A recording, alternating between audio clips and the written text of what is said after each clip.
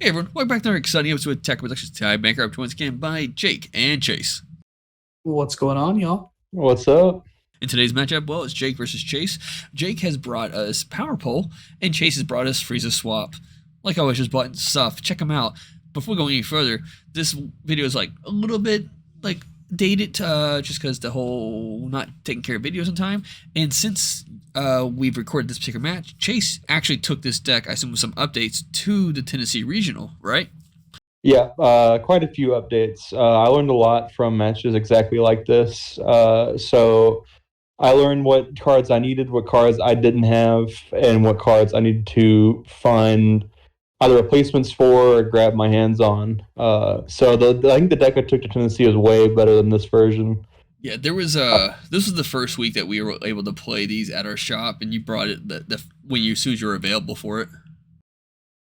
Yeah, I don't think this is a bad version. I think this is a more archetypal version. It really is just a bunch of the archetype plus 4 robotic riposte, which does not ever make a bad deck.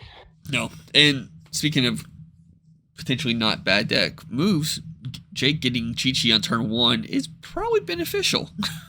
Yeah, it's even die. Yeah, it's pretty much the exact play you want on turn 1 in this deck. Although I don't really know that for sure since I borrowed this deck from my buddy Nick. You've seen him on the channel here a lot. So I'm sure there's going to be a couple misplays or things I'm doing out of order because this is literally the first time I've seen some of these cards. Yeah, for some reason we got in the habit of not testing for a bit before the sets came out. Not sure what happened this set. I was just testing for other games pretty heavily, so wasn't really focused on Dragon Ball at this point. But I'm starting to like Wild Resurgence more and more. Like the more I actually get my hands on the cards. Yeah, and getting Gohan there, if I recall correctly, allows you to awaken your on your second turn, right? Yeah, once I get to 2 energy, I can awaken, go down to 6, go in the deck and grab a power pole, and then draw a card. Which, Go ahead. Oh, I was just gonna say it just is weird because you find a card and then shuffle and draw. Mm-hmm. One habit that I've picked up with this deck versus the newer leaders that have a condition then go down to 6 life is I don't swing with Frieza on the first turn. I'd rather them have like a weird sticky charge and then they're gonna awaken on turn 2 like basically every time.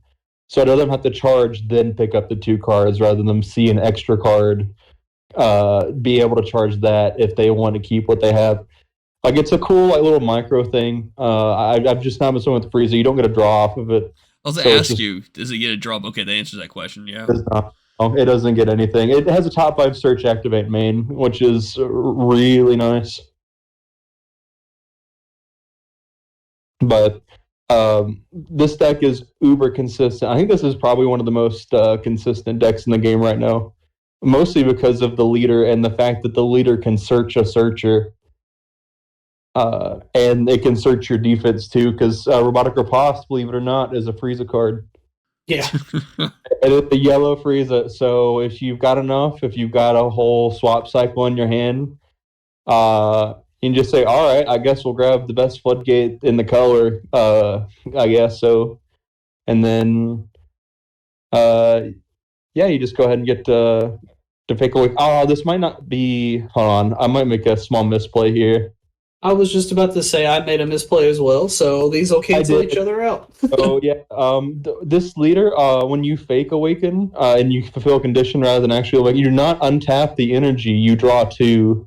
That's right. This is the weird one where it has an actual awakening condition, then it has an auto, which allows you to flip over. Yeah. Also, on my side, that Piccolo requires to be at 3 energy in order to play the Goku from it with the Z stack, so we'll see here in a second if I end up making that mistake, but here we go. Yeah, I do. So, couple of mistakes here. That's okay. I think this is the first weekend we brought these cards to the shop. a first game I played with this deck, I think, other than like some friendlies with Jimmy. And that's been like, count them on one hand. But we don't know. This is also without the promos, so that's another thing that I had at Tennessee that I didn't have here. So this is a very light archetypal version. This deck does have a lot of cool stuff that you can throw into it. I think the yellow Sin Shenrons are immaculate in the deck. And then you also get access to Cold Bloodlust, which is like a counterplay that people forget about a lot of the time that can be really strong in this format. I didn't have my secret rare in for this match in particular, but I'm running the 17, so I get to play a second copy of Bloodlust. Nice. Yeah, that's really good. I've seen a lot of Frieza swap players go that way. I guess you just end up with one energy open at the end of a lot of your turns, like any good yellow deck should. Any good yellow, and like I've had turns where I've just been like, all right, I'll have like 2 or 3 open and be fine. Because you do so much for free if you set up correctly the last turn. And a lot of the times, if your opponent's like chucking floodgates back at you, it never feels as egregious as when you do it to them. So I'll just let them, dormant me, do this, do that. And I'll just be like, all right, I'll play more to draw cards. And then I'll robotic you in response, and then back to me. And then I have a ton of stuff going. And that's one of the things that makes this deck really fun and really creative, is that you don't always have to play in a way that you have to be attacking. Like it's the best like board breaker deck or board created deck I've seen in a long, long time. Remind me, how do you get Gohan back? How do I get him back? Yeah, there's a card. Is it a card that puts him on your field? Yeah, so when I play the 8-drop, it'll play to my field from underneath his leader, and then I can give one of his cards minus 35, ignoring barrier. Oh, okay. So just a big, strong swing. And then after that turn, Gohan will go underneath my leader so that a lot of my effects are still turned on. Out of curiosity, why didn't you want to swing with the 1-drop? Should it be increased power at the moment? Well, because of his Frieza on the board, that 1-drop came into play with its skills negated for the turn. So I just went ahead and absorbed it with the trio and played different battle cards, which now have skills. And this trio is really good with Power Pole because it allows you to always put a Power Pole underneath it for its effect. Because its effect, if I recall correctly, is just pitch a card from underneath it. Yeah, the big 8-drop works the same way, where it just says remove a card from underneath it. So it doesn't have to be the Goku or Piccolo you put underneath there, or in the trio's case, the Saiyan you put underneath there. It can be Power Pole itself as well, so you can get those extra effects. I found that after playing a few more games with this deck, that sequencing really, really matters. And there are a few things I think I would include in my list a little bit differently. Like, if you sequence properly with that 5-drop Goku from Wild Resurgence, I forget the name of it off the top of my head, you can get 2 25k crit attacks, draw a card, play your Z-Stack stuff, potentially pop something 25k or less.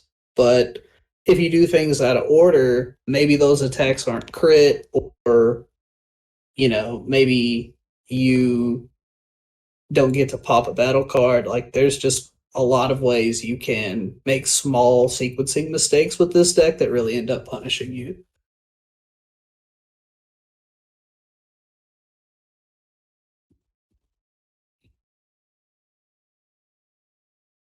So we're sending you guys through the motions. One thing that Jake did a really good job of is the old classic adage of keep them at 5 life. If you keep this Frieza deck at 5 life, I can no longer I can't Z Awaken yet because it's B4 less, and that means basically I can't 8-drop yet.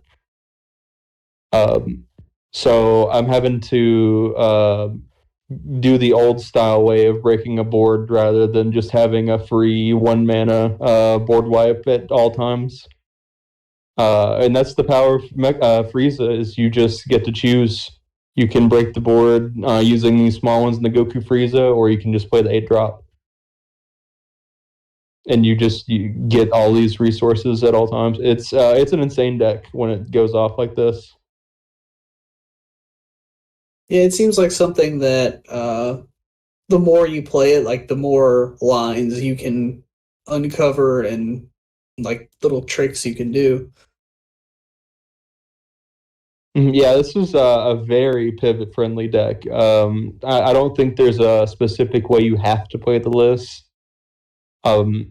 If you're in a matchup where swinging a bunch is going to get you in trouble, then don't swing a bunch. You've got a lot of good heavy hitters, and vice versa. You can go super duper wide if you plan accordingly.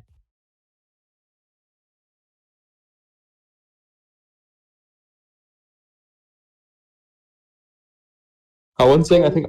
Yeah, go ahead. I was just going to say, went to look for a power pole there, but unfortunately there was not one in the deck, and needed to play something to get around that Frieza's skill negation before I went into the 8-drop here. Mm-hmm. I will say there's one. There is merit in just like comboing off your 1-drop on this 5-drop swing and then grabbing it back with the 5-drop and then just letting it sit, since it's got barrier and your 5-drop does not. Yeah. That's kind of unlocked at the regional. I kind of thought about it more. I was like, this 5-drop is just an instant gate to my 8-drop, but it's like a sitting duck. It's just a 5-drop 20k without barrier. It's going to die to like every card printed in the last 2 years. And this Gohan here, when it comes in, gets a big minus 35 ignoring barrier. So depending on when it comes down, you can really cause some damage with it. Mm-hmm. So, out of curiosity, in this situation right now, you've tapped out. He's at 5 life. What level of confidence were you sitting at before this final flash? You can see I tapped out to play a blocker, so I think it's kind of obvious that I don't think I'm going to get the kill this turn, and I've also not got a lot in the way of defense that cost energy. Like, I've still got 4 life, so super combos are still live, and I'm sitting across from yellow with 1 or 2 energy open. I know I'm not going to make the kill that turn, and this turn is just kind of all about trying to push cards out of his hand and make him spin things that do defend himself. You see, I didn't even swing with this one-hit wonder here because I might have to combo it off in order to survive next turn. So was not very confident about ending the game on that turn, but was pretty happy about clearing his board and, getting a lot of that pressure through. Yeah.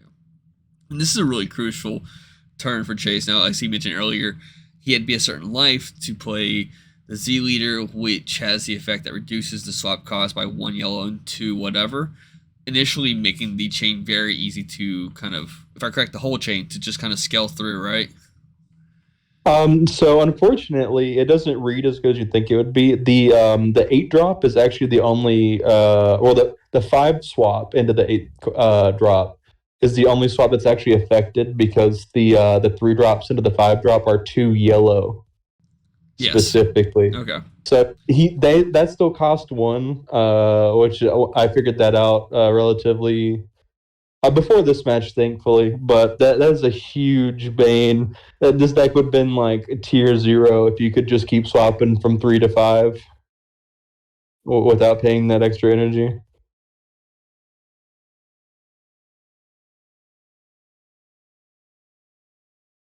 And here's one thing about the deck is that there's definitely kind of a lottery with the 8-drop. It's normally a 1+10, but you can just hit it off of your many top 3 combos, and then not only do you get like a free super combo, you get a free 1-drop, which gets you all sorts of fun stuff. for the small cost of the top 5 cards of your deck, which you're probably, it doesn't really matter as long as you have cards in your deck. Yeah, this Frieza Swap's got a really unique kind of churn and burn playstyle, which we haven't seen in a while in yellow. And then backed up with the classic yellow defensive staples, I feel like there's a lot of room for this deck to perform in the meta. And right about here's where I start feeling good. When I see you use a super combo on a single strike, I was like, oh man, we're in there. He's starting to have to use like real resources here. And so I kind of turn on the heaters here. Use this, which is a little scary. I forgot all about that card. Yep, that's a good one. Yeah, go imposing presence. I didn't even think about that in the deck, but I was sitting here thinking, definitely made me go, for a couple of seconds before we continued. Especially combined with this Goku that's gonna -10 on something when it gets played. I think you got around that with Barrier at this particular game, but that's a kill on a lot of battle cards. Yeah. And so here's where I did the most obvious thing ever. I used the Zamos to get an extra bit of juice out of my 8-drop here. He's got 3 cards in hand. I do tap out here, but I know that he's going to have to expel even more resources to stay alive because this is 25 double strike coming at him right now, and it's got dual attack. So even though it's got that -5, he's still got to throw cards at it to stay alive. And he's only got 3.